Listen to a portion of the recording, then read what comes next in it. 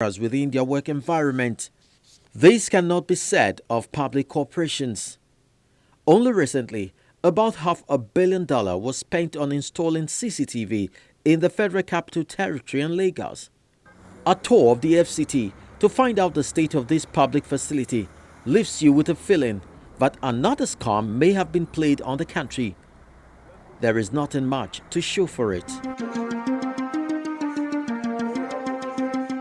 Security expert Ona Ehomos thinks this is as a result of non-commitment by the government. So the problem is there is no real commitment on the part of the executive, the part of the decision makers to closed-circuit television technology as a tool for societal control, as a tool for crime control in Nigeria. There's no real commitment to it. It's lip service, and usually it's just to defraud, to collect money and walk away and say, well, with this CCTV, they put 2 cameras that get plucked overnight, and then they say, well, no, we've been put them, but they have plucked it. So the point here is there's no real commitment, and nobody has been punished for those. That's for impunity. That's creating impunity.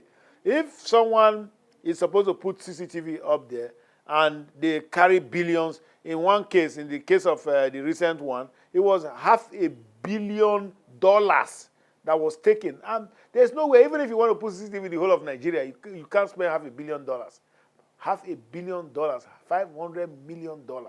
That's what the thing was awarded for. And there's no CCTV today.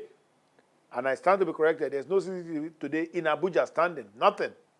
And they say, oh, well, the weather, breeze blew some away, and thieves collected others. That's all laughable, you know. And so, having said that, and then, of course, the contractors, when they call it, they say, well, they signed my certificate.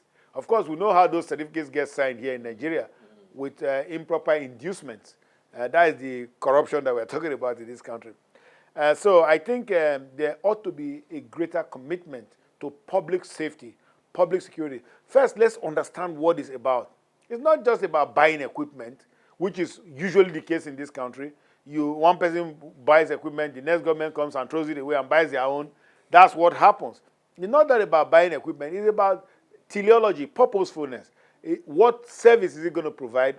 What value is it providing for the people, and so on and so forth? And there must be watchdogs, like the media, like you are doing now, asking these questions. There must be watchdogs, even not just the media, civil society organizations. People must be there to ask hard questions, even protest when these things are going wrong.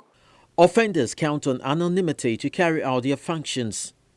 The closed-circuit TV can help the police in solving crimes as well as our judiciary, where cases are poorly prosecuted due to non-availability of concrete evidence. Nothing. If you remember the Damilola Taylor case in London a few years ago, it was the video capture of the boys who were in the vicinity. There was no video showing what happened to him because it happened in an underpass in London.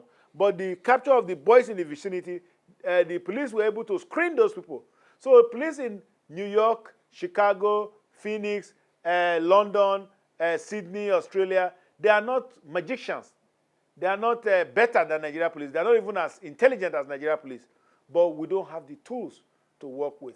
While the dearth in infrastructure is a major concern, vandalism has often dealt public infrastructure death blow. We must have, as a society, an orientation to protecting our infrastructure.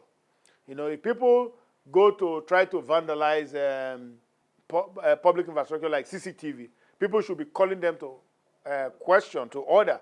Now, having said that, what is the policing method we have here?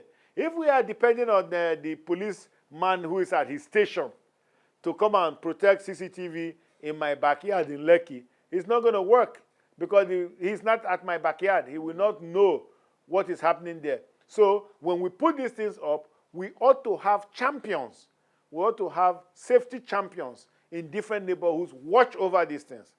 We ought to actually have a safety champion watch over these things. Say, look, this thing is here, is for the protection of you and your family in this area. You guys should watch it. And when you are not in, let somebody else watch it. You know, and when people are empowered in that manner, don't have to be money, please. Just give them a purpose.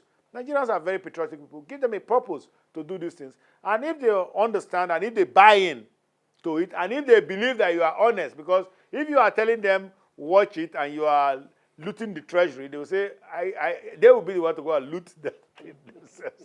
Meanwhile, the Chairman House Committee on the investigation of the provision of closed-circuit television cameras, otherwise known as CCTV in Abuja and Lagos, Mr. Ahmed Yerima, has described the whole project as a failure. It's a serious concern as representative of the people in this country. That's why the House is so much concerned, put in place an ad hoc committee to investigate and chairing. We're concerned because a lot of money was involved. The whole project is about 470 million US dollars, about 150 billion Nigerian naira, and a lot of money spent. But unfortunately, the whole project is kind of a failure because of a number of issues related to the project. First, the project was financed by a Chinese bank on a loan, on a lower interest though, but the project failed to take up because of some bureaucratic bottlenecks and failure of the Nigerian authorities right from the inception of the project to conceptualize it, to actualize it properly. So a lot of afterthoughts were involved in the project, that's why it failed. So what we are looking at is to investigate why there was failure. We understood it's right from the initial stage of the project.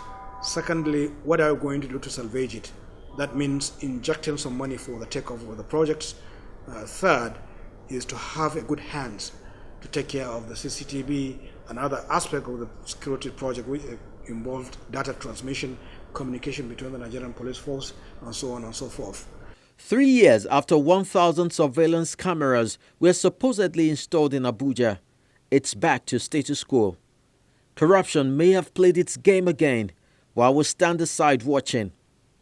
In security matters, no one is spared of its backlash when adequate attention is not paid. We must all play our part with funds meant for the protection of lives and property. They must be brought to book and justice allowed to take its full course.